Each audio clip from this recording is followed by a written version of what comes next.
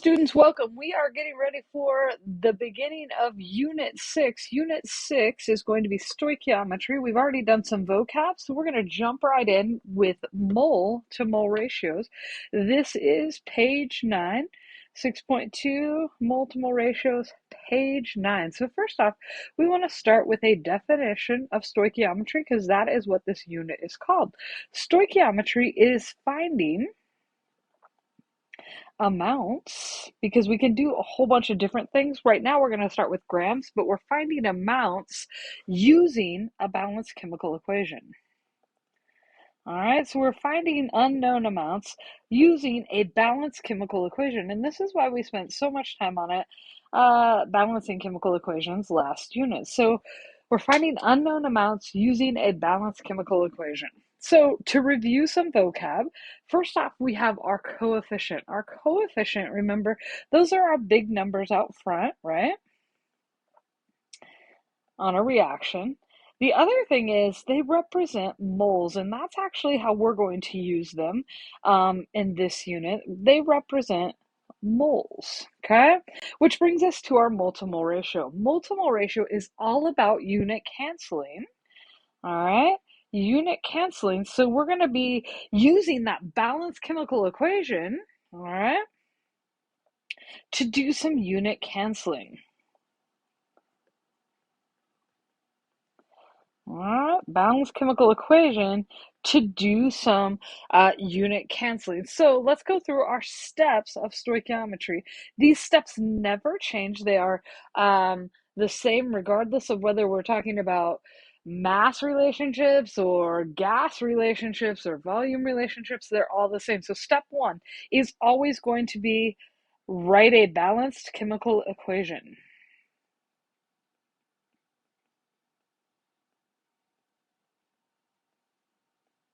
So step one is always to write a balanced chemical equation. Step two is going to be to find moles. All right, and we already know how to do steps 1, 2, and 4. All right, so hopefully that's pretty ideal. So step 2 is find moles, but this isn't if necessary because sometimes we'll already be at moles like today, and so we don't need to do that. Step 3 is our mole to mole ratio. And remember, it's about unit canceling, and we're going to see that as we go through mole to mole ratio. And our last step then is find our unknown, all right? And in this case, a lot of times we'll be looking for grams for this first part. And again, it's also an if necessary. We'll hit more in depth with 2 and 4 in our next video when we do gram to grams. All right, so let's take a little look here. All right, so here's our first question. It says how many moles of oxygen are needed to react completely with 10 moles of hydrogen? So our first step says we have to write a balanced chemical equation. So we have oxygen reacting with hydrogen. So I'm going to do a lot of changing colors here. If you have multiple colors, I think that would be a good idea as well, so you can kind of see where things are coming from. So the first thing is we have oxygen reacting with hydrogen. So remember, oxygen is O2.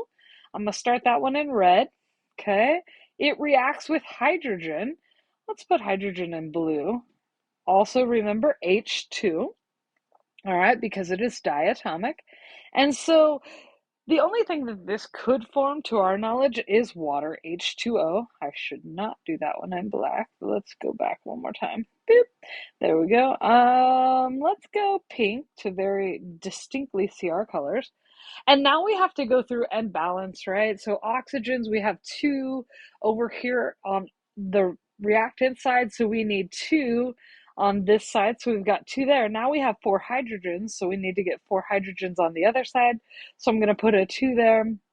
And I'm going to finish with a 1 in front of the O2. So that's our balanced chemical equation. And yes, I do have it in different colors, and hopefully that'll help us see some things in just a few minutes. So here we go. This time, kind of going through and breaking down our question, we're looking for moles of oxygen. That's our question. And we have 10 moles of hydrogen. So we're always going to start with what's given to us in the problem. We've done step 1, write a balanced equation. Step 2 then, we've got 10 moles of hydrogen. This was what was given to us in the equation. All right. And now we need to go from hydrogen to oxygen, and this is where we use our balanced chemical equation. We can see that for every mole of oxygen I react, I need 2 moles of hydrogen. Do we see how that is read? For every mole of oxygen, I need 2 moles of hydrogen. So that is our mole to mole ratio. So on bottom, I'm going to put 2 moles of H2. All right. And that way, if we look back at it, we'll do some unit canceling, right? Moles of H2 cancel. And since I need 2 moles of hydrogen for every mole of oxygen, I'm going to put 1 mole of O2 on top. And now we're ready to just do our calculation. So 10 times 1 divided by 2, that's going to be 5 moles of oxygen.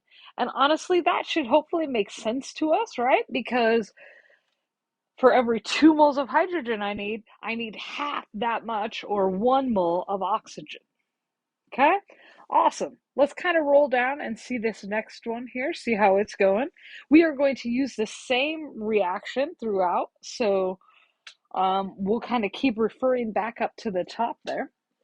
So this time it says, how many moles of water are formed when 2.5 moles of oxygen react? So we know we have oxygen this time, and we're going to go to water. So on our T-chart, we always start with what's given to us in the problem, which is 2.50 moles of oxygen. All right. Now, this time, we're going to compare, we have oxygen and water. So on bottom, I'm going to put 1 mole of oxygen, because this way, moles of oxygen cancel. Boop, boop. All right, and on top, I'm going to put 2 moles of water, because that's where I'm going. And reading our equation, for every mole of oxygen, I need twice as much water. So this number should be double. 2 times 2.5, which is going to be 5. All right, moles of water. Not on purpose did we get the same answer there. All right. Awesome. Hopefully that makes sense. Let's try this last one. I would kind of like you to try this last one on your own, and I will work it very slowly, or what you could do is pause the video, take time to work it on your own, and then we'll walk through it together. Okay, so hopefully you hit pause and you've tried to work through it, because that's always the best way to kind of do these things. So we have 0.25 moles of O2, and we're looking for hydrogen. So we're going to put 1 mole of O2 on bottom, just kind of like our last one. And on top, we're going to put 2 moles of hydrogen, because that's where we're going. And again, these 1s and 2s and stuff all come from our balanced chemical equation, right? And so when we do our calculation, we get 0.50 moles of H2. All right. Hopefully that makes sense. The assignment is either posted online or you can grab a copy. All right, thanks. See you next time.